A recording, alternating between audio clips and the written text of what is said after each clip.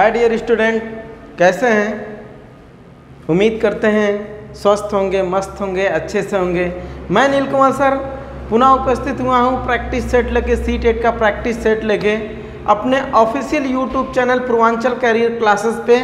और आज हम मिसलेनियस क्वेश्चन लेके आए हैं, जिसमें थ्योरी के भी कुछ क्वेश्चन हैं और ज़्यादातर पेडागॉजी के क्वेश्चन शामिल है, क्योंकि पेडागॉजी के क्वेश्चन को हल करने में सबसे ज़्यादा समस्या विद्यार्थियों को होती है।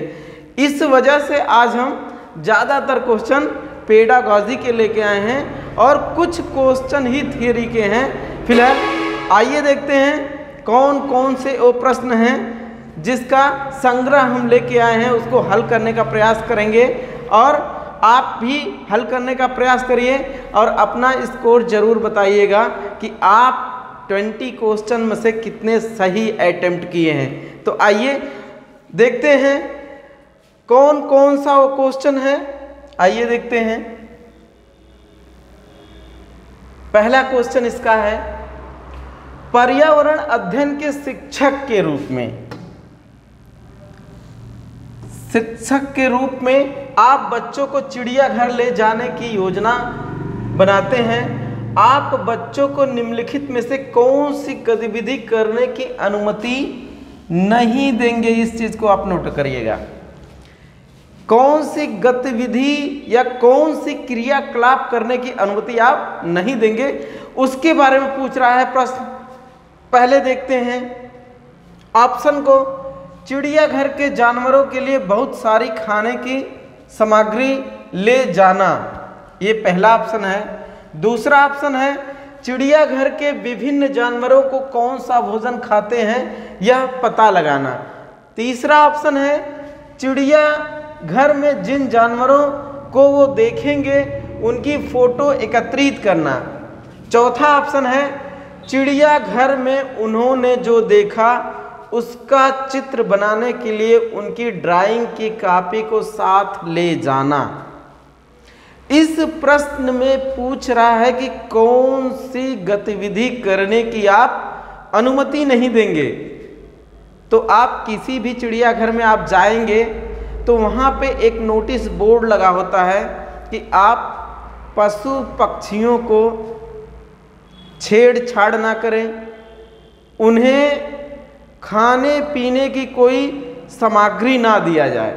ये नोटिस बोर्ड लगा होता है किसी भी जू में आप जाएंगे, किसी भी चिड़ियाघर में जाएंगे तो इसमें पूछ रहा है कि किस गतिविधि को नहीं करने दिया जाएगा। अर्थात ये जो पहले वाला ऑप्शन है इसको आप नहीं करने देंगे। क्यों नहीं करने देंगे?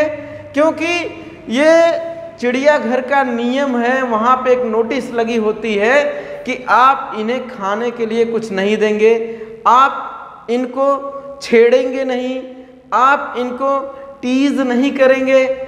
इस प्रश्न का जो उत्तर या सबसे उत्तम उत्तर निकल के आया वो पहला ऑप्शन निकल के आया कि चिड़ियाघर के जानवरों के लिए बहुत सारी खाने की सामग्री ले जाना, इसकी अनुमति आप नहीं देंगे।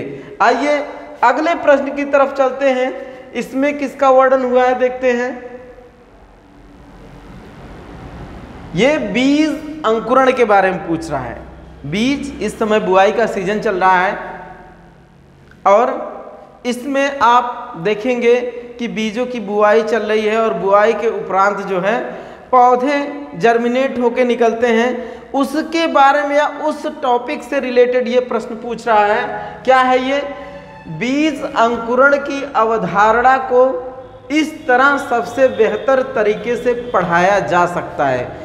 ये एक शिक्षक के लिए पूछ रहा है कि किस तरह से एक शिक्षक बेहतर तरीके बीज और अंकुरण को पढ़ा सकता है। ऑप्शन को देखते हैं। बीज बोने, अंकुरण के विभिन्न चरणों का अवलोकन करने और उनका चित्र बनाने की गतिविधियों को बच्चों को निष्पादित करने के लिए कहना, अंकुरित बीजों की फोटो दिखाना, कक्षा में अंकुरित बीजों को दिखाना और अंकुरण की प्रक्रिया को स्पष्ट करना, बोर्ड पर चित्र बनाते हुए अंकुरण के चरणों को प्रदर्शित करना।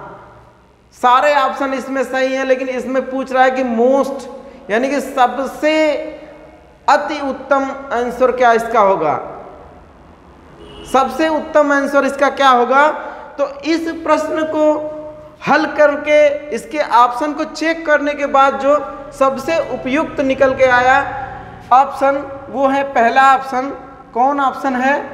पहला ऑप्शन है जो सबसे उत्तम ऑप्शन है चारों ऑप्शनों में से। बीज बोने, अंकुरण के विभिन्न चरणों का अवलोकन करने और उनका चित्र बनाने की गतिविधियों को बच्चों को निष्पादित करने के लिए कहना। और ये जो गतिविधि के द्वारा बच्चे सीखते हैं वो हमेशा के लिए चिरस्थायी सीखते हैं। अतः इस प्रश्न का भी उत्तर जो सही हुआ वो पहला वाला ऑप्शन सही हुआ। आप बने रहिए हमारे official YouTube channel Purvanchal career classes पे, अंत तक बने रहिए और सीटेट से संबंधित या अन्य प्रतियोगी परीक्षाओं से संबंधित विभिन्न प्रकार के विषयों से संबंधित आपको वीडियो मुफ्त उपलब्ध करवाएंगे हम और हमारी टीम। आइए अगले प्रश्न को देखते हैं। अगले प्रश्न में किसका वर्णन हुआ है? अगले प्रश्न की तरफ चलते हैं, इसमें देखते हैं किसका वर्णन हुआ है। तीसरा प्रश्न है, इसमें किसका वर्णन है देखते हैं। मीरा और दिव्या छोटी लड़कियां हैं। मीरा और दिव्या छोटी लड़कियां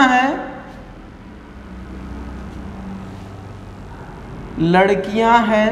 मीरा समोसे, काटलेट और डबल रोटी खाना पसंद करती है, जबकि दिव्या ऐसे भोजन पसंद करती है जिसमें लौह तत्व की कमी होती है या कमी है। मीरा और दिव्या को निम्नलिखित बीमारियों में से क्रमशः कौन सी बीमारी होगी? इस प्रश्न में एक शब्द आया है क्रमशः, और ये बहुत मायने रखेगा।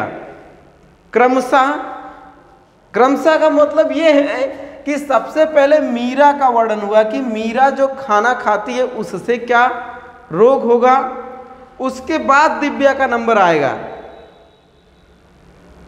इसी चीज को स्पष्ट करके पहले दिव्या जो खाना को खाती है उससे होने वाले रोग को दे देगा, फिर मीरा जो खाती है उससे होने वाले रोग को दे देगा, आपको गुमराहित करेगा। आइए ऑप्शन को चेक करते हैं। पहला ऑप्शन है मोटापा और स्कर्वी। ये गलत ऑप्शन है, क्योंकि आप जब तैलीय चीज़ों का भोजन करेंगे या वसा युक्त पदार्थ को खाएंगे तो उससे मोटापा होता है, ये तो सही है। लेकिन दूसरा जो इसमें दिया हुआ है वर्ड स्कर्वी एक रोग है जो विटामिन की कमी से होता है और विटामिन सी की कमी से होता है। तो ये ऑप्शन तो बिल्कुल गलत है। मोटापा तो हो सकता है लेकिन स्कर्वी नहीं। दूसरा ऑप्शन स्कर्वी और एनीमिया। स्कर्वी का तो जिक्र ही नहीं हुआ है क्योंकि किसी विटामिन की कमी हो ही नहीं रही है। एनीमिया हो सकता है, एनीमिया लौह तत्व की कमी से होता है। अगला ऑप्शन देखते हैं एनीमिया और रतौंधी। एनीमिया जो होती है रक्त की कमी से होती है और रतौंधी जो होती है विटामिन ए की कमी से होती है, तो ये भी ऑप्शन गलत है। और चौथे ऑप्शन को चेक करते हैं मोटापा और एनीमिया। मोटापा और एनीमिया हमने पहले ही आपको बताया था कि एक वर्ड इसमें आया, एक शब्द आया है क्रमशः, और उसी की वजह से जो समोसे, काटलेट और डबल रोटी खाती है, कौन खाती है? मीरा खाती है, फैटी चीज खाती है, उससे मोटापा होता है। और दिव्या जो है ऐसे भोजन को करती है जहाँ पे लौह तत्व की कमी होती है, और हम जानते हैं कि फैटी भोजन करने से मोटापा बढ़ता है और लौह तत्व की कमी वाले भोजन के खाने से एनीमिया रोग होता है। इसी चीज को आपको गुमराहित करने के लिए ये भी ऑप्शन दे देगा एनीमिया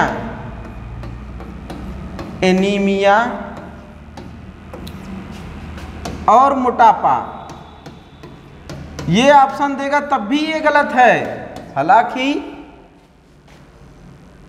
दोनों को अध्ययन करने के बाद ये शब्द मिलेंगे आपको, लेकिन ये क्रमशः नहीं है, क्योंकि मीरा के संदर्भ में एनीमिया गलत है और दिव्या के संदर्भ में मोटापा गलत है। तो इस चीज को आप ध्यान रखिएगा कि सीटेट का प्रश्न हल करते समय शब्दों का बहुत बड़ा योगदान होता है समझने के लिए।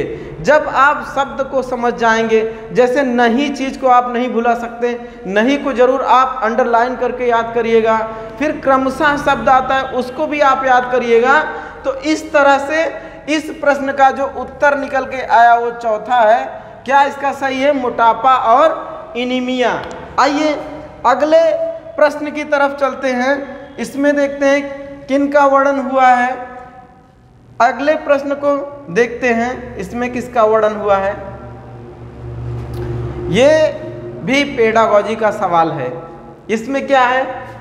बच्चों को विभिन्न प्रकार के ईंधनों से परिचित कराने के लिए शिक्षक को क्या करना चाहिए? ठीक है, ये शिक्षण कार्य या एक शिक्षक के कर्तव्य से पेडागॉजी का प्रश्न पूछा हुआ है। क्या है इसमें? बच्चों को विभिन्न प्रकार के ईंधन की बात कर रहा है, फ्यूल की बात कर रहा है। क्या है फ्यूल? परिचित कराने के लिए एक शिक्षक को क्या करना चाहिए? आगे में स्प्रिंट है। कक्षा में कुछ ईंधनों के नमूने दिखा सकता है। ऐसा संभव नहीं है कि कितने ईंधन का पार्ट लेके आएगा नमूना के रूप में दिखाने के लिए। दूसरा है, एक लघु फिल्म दिखाने के साथ खाना पकाने के लिए इस्तेमाल होने वाले संभावित ईंधनों के प्रकारों पर बच्चों के साथ चर्चा कर सकता है। तीसरा है, चार्ट पर ईंधनों के चित्र प्रदर्शित कर सकता है।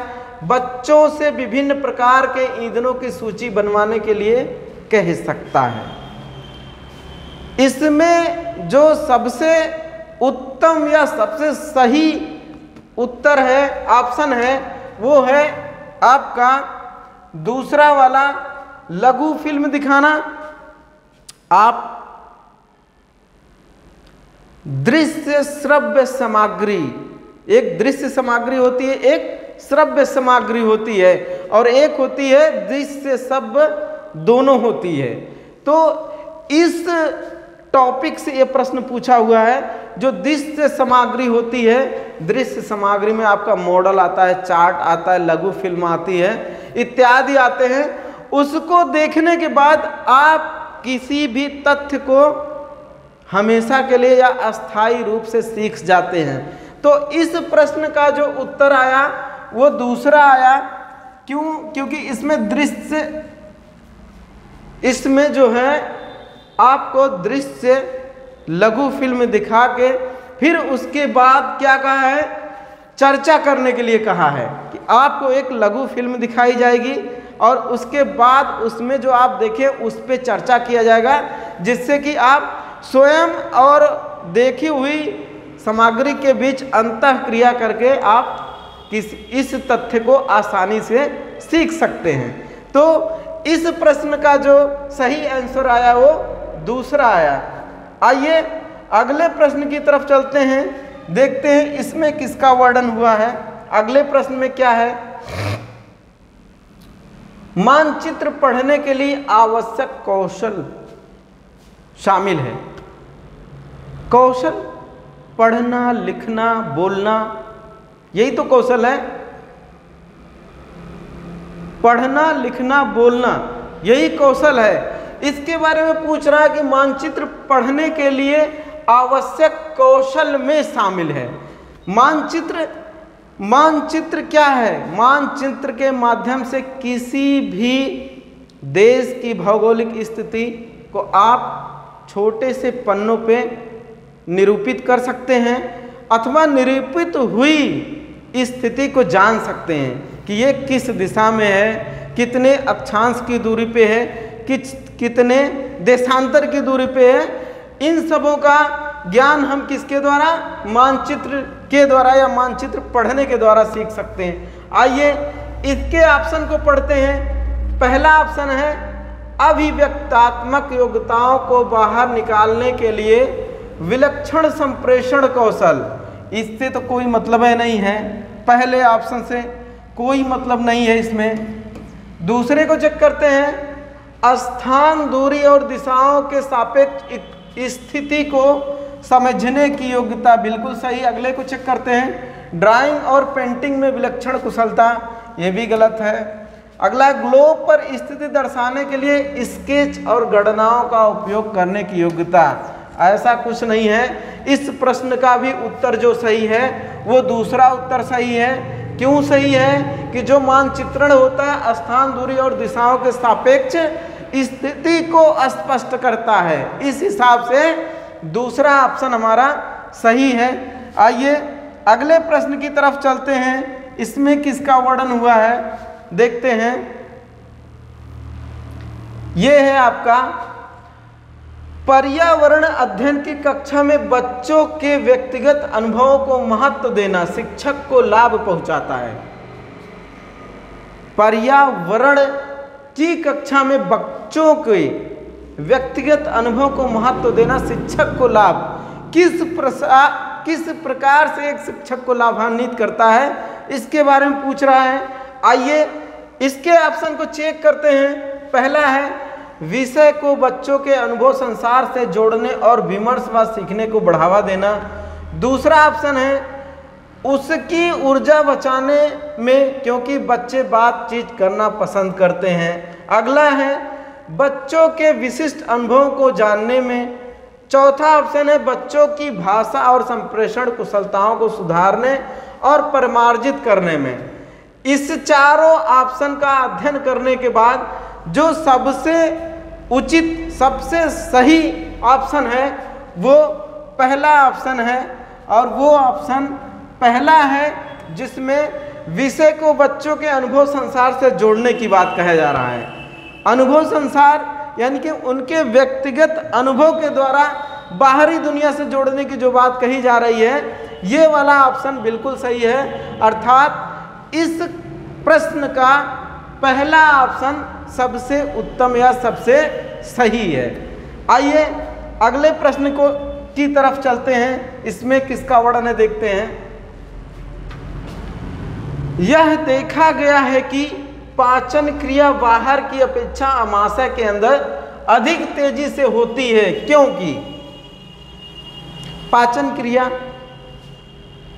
किसी भी भोजन को जब हम करते हैं तो एक सिस्टम के तहत वो पेट के अंदर विभिन्न माध्यमों से, विभिन्न क्रियाओं से होती हुई पचती है, फिर लास्ट में मल के रूप में बाहर निकलती है। तो उसी पाचन क्रिया से यह प्रश्न पूछ रहा है। क्या है ये? पहला ऑप्शन देखते हैं, पाचक रस जब आमाशय के बाहर रखते हैं तो निष्क्रिय होता है। दूसरे को देखते हैं, आमाशय के अंदर भोजन का मंथन होता रहता है जिससे उसकी सतह का क्षेत्रफल बढ़ जाता है और एंजाइम की क्रिया तेज हो जाती है। तीसरा ऑप्शन है, पाचक रस आमाशय के अंदर अम्लीय होता है जबकि बाहर वे क्षारीय होते हैं। आमाशय के अंदर भोजन की उपस्थिति में पाचक रस का उत्पादन बहुत ज़्यादा होता है, नहीं होता है, लिमिटेड होता है, बहुत ज़्यादा नहीं होता है। इस हिसाब से जो हमारा सही ऑप्शन है वो है आपका दूसरा वाला। कौन सा? दूसरा वाला ऑप्शन इसका सही है। आमाशय के अंदर भोजन का मंथन होता रहता है जिससे उसकी सतह का क्षेत्रफल बढ़ जाता है और एंजाइम की क्रिया तेज हो जाती है जिससे कि पाचन क्रिया संपन्न होती है। अगले प्रश्न की तरफ चलते हैं, इसमें किसका वर्णन है देखते हैं। निम्नलिखित कथनों में से कौन सा प्राथमिक स्तर पर पर्यावरण अध्ययन को पढ़ाने का उद्देश्य नहीं है? इसमें एक वर्ड आया हुआ है, क्या है वो? नहीं शब्द आया हुआ है। ये पूछ रहा है कि कौन सा उद्देश्य नहीं है। आइए ऑप्शन को चेक करते हैं। बच्चों पर आकलन के लिए शब्दावली और परिभाषाओं का बोझ डालना। दूसरे को चेक करते हैं, जीवन और पर्यावरण से सरोकार रखने वाले मूल्यों का आत्मसात कराना। प्राकृतिक व सामाजिक वातावरण के बारे में उत्सुकता जगाना, बच्चों को खोजने की क्रियाओं में लगाना तथा व्यवहारिक क्रियाएं करवाना जो संज्ञानात्मक और मनश्चलक कौशलों के विकास में सहायक होती है। और एक चीज आप जान लीजिए कि जब सीटेट में ऐसे प्रश्न और इनके ऑप्शन आए जहां पे शब्दों और परिभाषाओं को रटने की बात कही जाए, जहां पे जोर देने की बात कही जाए, उस ऑप्शन को सबसे पहले ही आप निकाल दीजिएगा। और इस प्रश्न में कहा ही है कि पढ़ाने का उद्देश्य नहीं है या नहीं होना चाहिए। तो इस हिसाब से आपका जो पहला ऑप्शन है, बच्चों पर आकलन के लिए शब्दावली और परिभाषाओं का बोझ देना, ये नहीं हो सकता पर्यावरण अध्ययन पढ़ाने का उद्देश्य, ये कभी नहीं हो सकता है। इस हिसाब से इसका जो सही उत्तर आया वो पहला वाला आया। आगे चलते हैं अगले प्रश्न की तरफ। ये बड़ा ही रोचक प्रश्न आपके सामने आया हुआ है। इसमें पूछ रहा है भैंस की पीठ पर अक्सर बगुला इग्रेट पक्षी बैठा दिखाई देता है। ऐसा इसलिए होता है क्योंकि बगुला, भाई भैंस और बगुला में क्या संबंध है, उसके बारे में पूछ रहा है, या एक दूसरे को कैसे लाभ पहुंचाते हैं उसके बारे में पूछ रहा है। ये बगुला आप देखें हैं, इग्रेट उसका नाम है अंग्रेजी में, और हिंदी में उसका नाम बगुला है। सफ़ेद कलर का होता है। हंस और बगुला में सिमिलरिटी पाई जाती है, हंस बड़ा होता है और बगुला छोटा होता है। इसके ऑप्शन को चेक करेंगे। भैंस की पीठ पर परजीवी कीट खाता है। जब बगुला भैंस की पीठ पर बैठता है उसके संदर्भ में ऑप्शन दिया हुआ है। पहला ऑप्शन है भैंस की पीठ पर परजीवी कीट खाता है। दूसरा ऑप्शन है घास में पाए जाने वाले कीट खाता है। तीसरा ऑप्शन है भैंस की पीठ पर बैठकर गाना पसंद करता है, उड़ने के बाद थोड़ा आराम करता है। गाना कैसे पसंद करेगा, और आराम बगुला करना होगा तो अपने घोंसले में करेगा। फिलहाल इन चारों ऑप्शनों को चेक करने के बाद जो सबसे सूटेबल है वो आपका पहला ऑप्शन है, अर्थात भैंस की पीठ पर परजीवी कीट को खाता है। उसमें जो जू होते हैं उसको खाने के लिए, या उसमें जो छोटे छोटे अन्य परजीवी उसके शरीर पे रहते हैं उसको खाने के लिए बगुला भैंस की पीठ पर बैठता है। तो आप अंत तक बने रहिए हमारे official YouTube channel Purvanchal career classes पे, और इस वीडियो को अंत तक देखिए और सीटेट क्रैक करने के सारे नियम कानून और सारे जितने भी प्रयास हैं, जैसे भी सरल से सरल शब्दों में हम बता सकते हैं, उस चीज़ को आप आकलन कर सकते हैं, आत्मसात कर सकते हैं। तो आप हमारे official YouTube channel Purvanchal career classes को ज़्यादा से ज़्यादा लाइक करिए, शेयर करिए, कमेंट करिए और सब्सक्राइब करिए। आइए अगले प्रश्न की तरफ चलते हैं। इसमें किसका वर्णन हुआ है देखते हैं। ये भी आपके समझ के ऊपर का क्वेश्चन है। क्या कहता है इसमें कह रहा है पर्यावरण अध्ययन की पाठ्य पुस्तक में रेलवे टिकट का एक नमूना दिखाना। क्या है? निष्कर्ष पर पहुंचने की बच्चों की कुशलता का विकास करता है, बच्चों को वास्तविक जानकारी से अंतःक्रिया करने का अवसर देता है, साथ ही अवलोकन की कुशलता का विकास करता है। तीसरा ऑप्शन है बच्चों को रेल के किराए के बारे में बताता है, टिकट में प्रयुक्त विचित्र संक्षिप्ताक्षरों का ज्ञान उपलब्ध कराता है। इसका जो सबसे उत्तम आंसर है वो आपका दूसरा वाला है। कौन सा? बच्चों को वास्तविक जानकारी से अंतःक्रिया करने का अवसर देता है। ठीक है, इस प्रश्न का जो सबसे उत्तम आंसर है वो दूसरा है बच्चों को वास्तविक जानकारी से अंतःक्रिया करने का अवसर देता है, साथ ही अवलोकन की कुशलता का विकास करता है। आइए अगले प्रश्न की तरफ चलते हैं, देखते हैं इसमें किसका वर्णन हुआ है। निम्नलिखित में से कौन सा प्राथमिक विद्यालय में पर्यावरण अध्ययन पढ़ाने का उद्देश्य निरूपित है? क्या है? उद्देश्य निरूपित है। इस चीज को आप देखिए, इस वर्ड को पढ़िए। निम्नलिखित में से कौन सा प्राथमिक विद्यालय में पर्यावरण अध्ययन पढ़ाने का उद्देश्य निरूपित है, इसके बारे में पूछ रहा है। पहला ऑप्शन है अपने ज्ञान का विस्तार करने के लिए बच्चों को सूचना देना कि उन्हें कौन सी पुस्तकें पढ़नी चाहिए, ये तो गलत ऑप्शन है।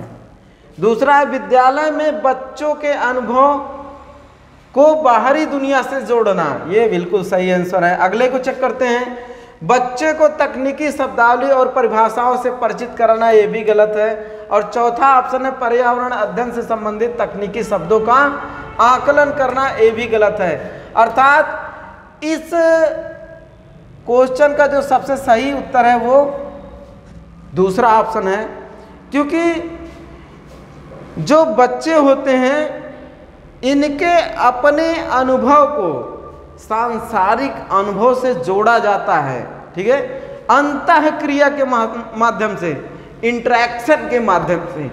इस वजह से या इस तरह से इस प्रश्न का जो सबसे सही उत्तर है वो आपका दूसरा वाला है। कौन सा है? दूसरा वाला।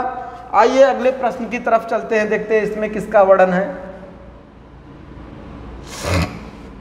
इसमें पूछ रहा है दत्तकार के संबंध में निम्नलिखित में से कौन सा कथन सही है। दत्तकार मतलब दिया हुआ कार, इसके बारे में पूछ रहा है। दत्तकार बच्चों को सूचना खोजने, अपने विचारों का निर्माण करने और उन्हें उच्चारित करने का अवसर प्रदान करता है। दत्तकार अभिभावकों, भाइयों या बहनों द्वारा अपनी क्षमता के अनुसार किया जा सकता है, ये तो गलत है, ठीक है। दूसरा ऑप्शन। तीसरे को चेक करते हैं, प्रतिदिन विविधता और अभ्यास कराने के लिए कार्य और फिर गृहकार के रूप में दत्तकार देने की आवश्यकता। चौथा है दत्तकार आकलन का एकमात्र तरीका है। इन चारों ऑप्शनों में जो मोस्ट सही है, मोस्टली जो सही है वो आपका पहला ऑप्शन है। दत्तकार बच्चों को सूचना खोजने, अपने विचारों का निर्माण करने और उन्हें उच्चारित करने का अवसर प्रदान करता है। ये इस प्रश्न का उत्तर पहला ऑप्शन है। आइए अगले प्रश्न की तरफ चलते हैं, इसमें क्या है। ये भी आपका पेडागॉजी से संबंधित है। दोपहर के भोजन अवकाश के बाद पर्यावरण अध्ययन पढ़ाते समय आप यह पाते हैं कि बच्चे पाठ में रुचि नहीं ले रहे हैं, आप क्या करेंगे? आप क्या करेंगे? लंच के बाद, भोजन करने के बाद बच्चों में किसी भी तथ्य को सीखने को लेके थोड़ा लेजीनेस होता है। इसी चीज को पूछ रहा है कि आप एक शिक्षक के तौर पे क्या उपचार करेंगे। ऑप्शन को चेक करते हैं। बच्चों को बाहर मैदान में खेलने के लिए ले जाएंगे, नहीं, ऐसा नहीं हो सकता। दूसरा है बच्चों से कहेंगे कि वे डेस्क पर सिर रखकर आराम करें, इसको तो बिल्कुल नहीं करेंगे। तीसरा है पाठ को रोचक बनाने के लिए बहुआयामी बुद्धि पर आधारित दृश्य श्रव्य सामग्रियों का प्रयोग करेंगे और प्रकरण को तुरंत बदल देंगे, ये भी नहीं कर सकते। अर्थात तीसरा ऑप्शन आपका ये बिल्कुल सही है। इसमें एक शब्द आया है दृश्य श्रव्य सामग्री। दृश्य श्रव्य सामग्री, दृश्य श्रव्य सामग्री कौन सी सामग्री होती है? ऐसी सामग्री या ऐसी वस्तु जो देखी भी जाती है और उससे आवाज भी आती है, अर्थात देखते भी हैं और उसके आवाज को सुनते भी हैं। इसमें दोनों चीज होता है, इसी वजह से इसको ऑडियो विजुअल थिंग्स कहा जाता है या दृश्य श्रव्य सामग्री कहा जाता है, ठीक है। क्या है ये? जैसे टेलीविज़न आपका है, टेलीविज़न को आप देखेंगे, चित्र दिखाई देगा मॉनिटर में, और उससे साउंड से आवाज आती है। तो इस तरह से इस प्रश्न का जो सही उत्तर आया वो आपका तीसरा वाला आया। ठीक है, आगे चलते हैं अगले प्रश्न की तरफ। इसमें क्या है इसका वर्णन देख लेते हैं। पर्यावरण अध्ययन की कक्षा में सरल प्रयोग और निदर्शन किए जा सकते हैं। कैसे किया जा सकते हैं इसके बारे में पूछ रहा है।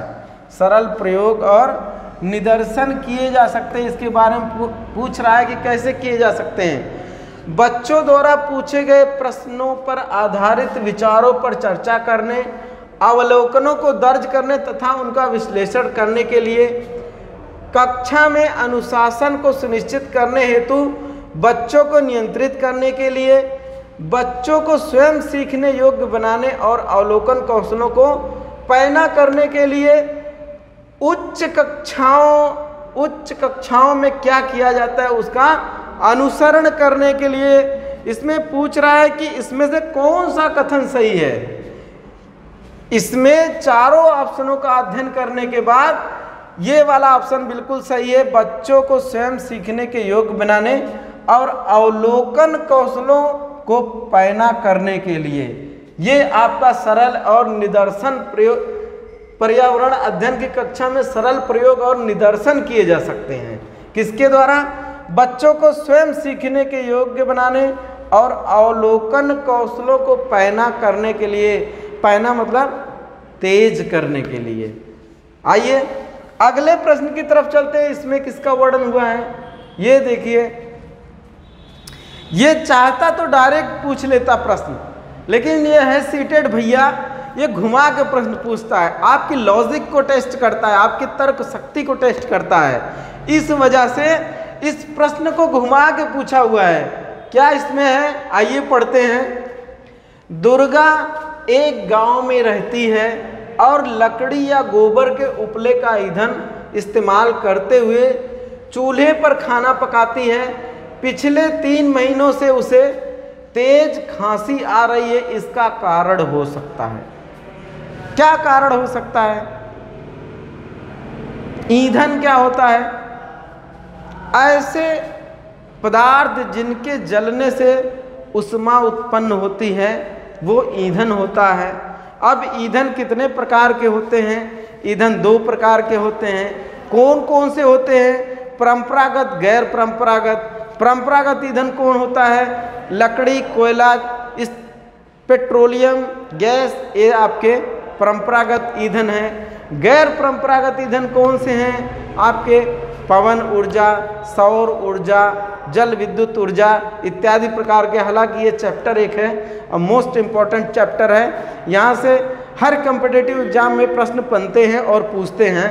आइए प्रश्न की तरफ चलते हैं। इसमें क्या कारण है कि वो 3 महीने से तेज खांसी से पीड़ित है? 3 महीने से दुर्गा तेज खांसी से पीड़ित है, उसका क्या कारण है? ये परंपरागत ईंधन का प्रयोग करती है। ऑप्शन को चेक करते हैं। जलते हुए ईंधन के धुएं से उसे एलर्जी होती है। ऐसा हो भी सकता है और ना भी हो सकता है, इसलिए ये बहुत उत्तम आंसर नहीं है। दूसरे को देखते हैं। उसकी झोपड़ी के अंदर और बाहर प्रदूषण तथा वृद्धावस्था, ये गलत ये भी है। तीसरे ऑप्शन को चेक करते हैं। ईंधन के जलने से उत्पादित कार्बन मोनोऑक्साइड जो उसकी श्वास नली में जमा हो जाती है, ये भी गलत है, क्योंकि जब ईंधन आप जलाएंगे तो सिर्फ और सिर्फ कार्बन मोनोऑक्साइड नहीं निकलती, उसके साथ साथ अनेक तमाम गैसें भी निकलती हैं जो मिल करके उसको धुआं का रूप देती हैं। Carbon monoxide, carbon dioxide, sulphur dioxide, अनेक प्रकार की हानिकारक जो गैसें होती हैं वो परंपरागत ईंधन को जलाने से निकलती हैं। और इसमें जो है सिर्फ कार्बन मोनोडाइऑक्साइड की बात किया हुआ है, इस वजह से तीसरा ऑप्शन भी गलत है। चौथे ऑप्शन की तरफ चलते हैं। जलते हुए ईंधन से उत्पादित काला धुआं जो उसकी श्वास नली में जमा हो जाता है। हमने पहले भी बताया कि धुआं जो होता है विभिन्न जहरीली गैसों का मिश्रण होता है, और जो तीसरा ऑप्शन है उसमें सिर्फ कार्बन मोनोऑक्साइड की बात कही है, सिर्फ एक गैस की बात कही है। इस वजह से तीसरा ऑप्शन गलत है। और इस प्रश्न का जो सबसे सही उत्तर है वो चौथा उत्तर है। कौन सा? चौथा उत्तर इसका सबसे सही है। जलते हुए ईंधन से उत्पादित काला धुआं जो उसकी श्वास नली में जमा हो गया होगा, इसकी वजह से दुर्गा 3 महीने से खांसी से पीड़ित है। आइए अगले प्रश्न की तरफ चलते हैं, देखते हैं इसमें किसका वर्णन है। एक विद्यालय ने राजस्थान के लिए कक्षा 5 के बच्चों के शैक्षिक भ्रमण की योजना बनाई। भ्रमण के दौरान बच्चों से आपकी क्या अपेक्षाएं रहेंगी? कोई शिक्षक है, वो राजस्थान के हैं और कक्षा 5 के विद्यार्थियों को वो भ्रमण पर ले गए हैं, और भ्रमण के उपरांत बच्चों से आपकी क्या अपेक्षाएं, क्या उम्मीदें रहेंगी, उसके बारे में पूछ रहा है।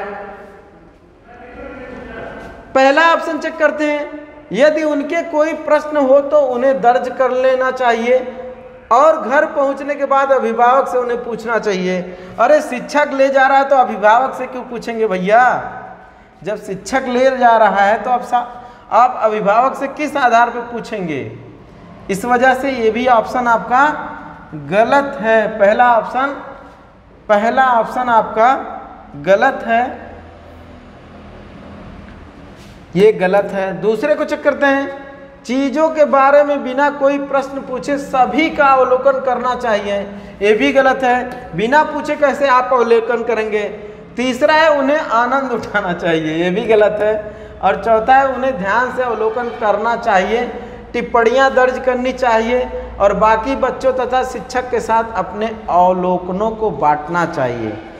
इस हिसाब से आपका जो सबसे सही उत्तर है वो आपका चौथा ऑप्शन है, क्योंकि आप इसमें जो अपने व्यक्तिगत अनुभव हैं आप अपने सहपाठी के साथ शेयर कर सकते हैं, साथी शिक्षक के साथ शेयर कर सकते हैं, अथवा सहपाठी और शिक्षक दोनों के साथ शेयर कर सकते हैं, साझा कर सकते हैं, जिससे कि आपको जो भ्रमण के दौरान अस्थाई ज्ञान प्राप्त हुआ वो और भी अस्थाई हो जाए। तो इस हिसाब से आपका चौथा ऑप्शन सही है। आइए अगले प्रश्न की तरफ चलते हैं। इसमें कौन सा प्रश्न पूछा है? नींबू साधारण पानी में डूब जाता है लेकिन नमकीन पानी में तैरता रहता है, क्यों? ये थियरी का प्रश्न है और उसको घुमा के पूछा हुआ है। मृत सागर एक ऐसा सागर है जहाँ पे कोई जीव जंतु अथवा कोई वस्तु डूबती नहीं है। क्यों? क्योंकि उस सागर के पानी की लवणता बहुत अधिक है। लवणता यानी कि उसके पानी में जो नमक की मात्रा है वो अधिक है, और जब किसी भी पानी में नमक का घनत्व अधिक होता है पानी की तुलना में, तो कोई भी वस्तु उसमें डूबती नहीं। यही प्रश्न पूछा है इसमें कि नींबू साधारण पानी में डूब जाता है लेकिन नमकीन पानी में तैरता रहता है। ऑप्शन को चेक करते हैं। नींबू का घनत्व नमकीन पानी से अधिक होता है, गलत है, ये पहला ऑप्शन ही गलत है। ठीक है, पहला ऑप्शन गलत है, क्योंकि नींबू का घनत्व नमकीन पानी में अधिक होता है, ये गलत ऑप्शन है भैया। दूसरे को चेक करते हैं। नींबू का घनत्व नमकीन पानी में कम हो जाता है, ये भी गलत है। तीसरा, नमकीन पानी का घनत्व साधारण पानी के घनत्व से अधिक होता है, अर्थात नमकीन पानी का घनत्व साधारण पानी के घनत्व से अधिक होता है। मैंने पहले ही बताया इस चीज़ को कि इसी वजह से मृत सागर में कोई व्यक्ति डूबता नहीं, तैरता रहता है। चौथा है साधारण पानी का घनत्व नमकीन पानी के घनत्व से अधिक होता है, ये भी ऑप्शन गलत है। तो इस तरह से इस प्रश्न का जो उत्तर निकल के आया वो तीसरा वाला आया कि नमकीन पानी का घनत्व साधारण पानी के घनत्व से अधिक होने के कारण नींबू जो होता है साधारण पानी में डूब जाता है लेकिन नमकीन पानी में तैरता रहता है। आइए अगले प्रश्न की तरफ चलते हैं, देखते हैं इसमें किसका वर्णन हुआ है। रक्त की जांच द्वारा किसकी उपस्थिति में मलेरिया की पहचान होती है? अब लो भैया, इस समय तो प्रकोप ही चल रहा है मलेरिया का। इसमें पूछ रहा है कि किसकी रक्त की जांच द्वारा किसकी उपस्थिति में मलेरिया की पहचान की जाती है। कहने का तात्पर्य ये है कि जब रक्त की जांच हम करते हैं तो किस आधार पे हम पाएंगे कि हमारे रक्त में मलेरिया परजीवी उपस्थित है। ऑप्शन को चेक करते हैं। लाल रक्त कोशिकाओं में मच्छर के अंडे, ये तो गलत है। दूसरे को देखते हैं, लाल रक्त कोशिकाओं में मलेरिया परजीवी प्लाज्मोडियम, ये सही ऑप्शन है। ये पहला गलत है, दूसरा सही है। अन्य को चेक करते हैं, रक्त में क्षतिग्रस्त यकृत कोशिकाएं, ये भी गलत है। चौथे को देखते हैं, रक्त में मच्छर के लार्वे, ये भी गलत है। इस प्रश्न का जो सबसे उत्तम उत्तर है वो आपका दूसरा है, लाल रक्त कोशिकाओं में मलेरिया परजीवी या प्लाज्मोडियम उपस्थित होता है लाल रक्त कणिकाओं में। और कैसे हम इसका पता लगा सकते हैं, जब खून जांच करते हैं तब। और इसी से रिलेटेड प्रश्न दूसरे तरीके से पूछता है, ये भी थ्योरी का प्रश्न है। किसी बालक का नाम दे देगा और देगा कि उसे बुखार है, उसके बदन में कंपन है और वह तेज बुखार से पीड़ित है, वह किस बीमारी की चपेट में है। तो इसका भी आंसर कौन होगा? मलेरिया होगा। और ये प्रश्न पीछे आया भी हुआ है। आइए अगले प्रश्न की तरफ चलते हैं। देखिए इसमें किसका जिक्र हुआ है। पके हुए चावल रेफ्रिजरेटर में अपेक्षाकृत लंबे समय तक परिरक्षित किए जा सकते हैं क्योंकि ये संरक्षण की बात कर रहा है। पके हुए चावल, उबला हुआ चावल रेफ्रिजरेटर में क्यों जो है खराब नहीं होता, क्यों खराब नहीं होता उसकी बात कर रहा है कि बाहर छोड़ देने पे उसमें से दुर्गंध आने लगती है एक समय के बाद, लेकिन रेफ्रिजरेटर में क्यों वो सुरक्षित रहता है, इसके बारे में पूछ रहा है। पहला ऑप्शन, कम तापमान पर भोजन का नमी तत्व घट जाती है, ऐसा नहीं है। दूसरे को चेक करते हैं, रेफ्रिजरेटर में कुछ ऐसे रसायन होते हैं जो रोगाणुओं को नष्ट कर देते हैं, नहीं कर पाते हैं। तीसरा है, कम तापमान पर रोगाणु निष्क्रिय हो जाते हैं। और दूसरा है, रोगाणु कम तापमान पर नष्ट हो जाते हैं। ये नष्ट नहीं होते हैं, अर्थात इसका जो ऑप्शन आपका है, इसका ऑप्शन जो है वो तीसरा वाला ऑप्शन सही है। क्यों?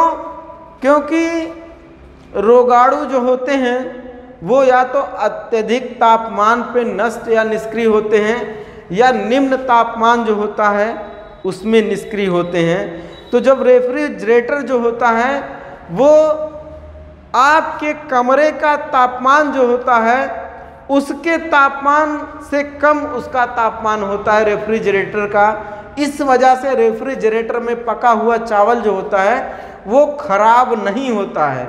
ठीक है, इस प्रश्न का जो उत्तर सही निकल के आया वो तीसरा ऑप्शन निकल के आया। आइए अगले प्रश्न की तरफ चलते हैं। इसमें किसका वर्णन हुआ है? ये भी पेडागाजी का सवाल है। इसमें देखते हैं किसका वर्णन है। पर्यावरण अध्ययन की कक्षा में अवधारणाओं को स्पष्ट करने के लिए कविताओं और कहानी कथन का प्रयोग। ये भैया देखो, पर्यावरण में कहानी और कथन का मामला आ गया। पहेली की कभी कभी पहेली दे देता है, कभी कभी कहानी दे देता है, कभी कभी कविता दे देता है। ये पूछ रहा है कि पर्यावरण अध्ययन की कक्षा में अवधारणाओं को स्पष्ट करने के लिए कविता और कहानी, कॉन्सेप्ट की बात कर रहा है कि इसमें जो कॉन्सेप्ट या अवधारणा होती है उसको स्पष्ट करने के लिए कविता और कहानी कथन का प्रयोग किया जाता है। क्यों किया जाता है? पहला ऑप्शन चेक करते हैं, बच्चों में विद्यमान भाषिक एवं सांस्कृतिक विविधता को ध्यान में रखकर, ऐसा नहीं है। दूसरे को देखते हैं, उचित दिशा में बच्चों की ऊर्जा को संकेंद्रित करना, ये भी गलत है। तीसरा, पाठ को आनंददायक और रोचक बनाने में मदद करता है, ये भी गलत है। और चौथा देखते हैं, स्थानीय एवं विश्व स्तर पर संसार की प्रकृति को खोजने और कल्पना करने की योग्यता का विकास करने में मदद करती है। इस हिसाब से जो चौथा ऑप्शन है वो आपका बिल्कुल सही है। बाकी के ऑप्शन आपके गलत हैं, लेकिन चौथा ऑप्शन आपका बिल्कुल सही है।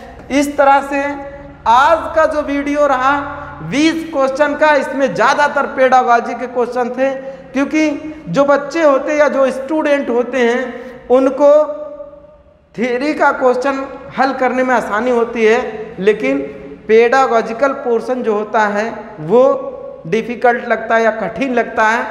इस उद्देश्य से हम ज़्यादातर पेडागॉजी का क्वेश्चन लेके आए और सरल से सरल शब्दों में आपको समझाने का प्रयास किए। तो आप हमारे ऑफिशियल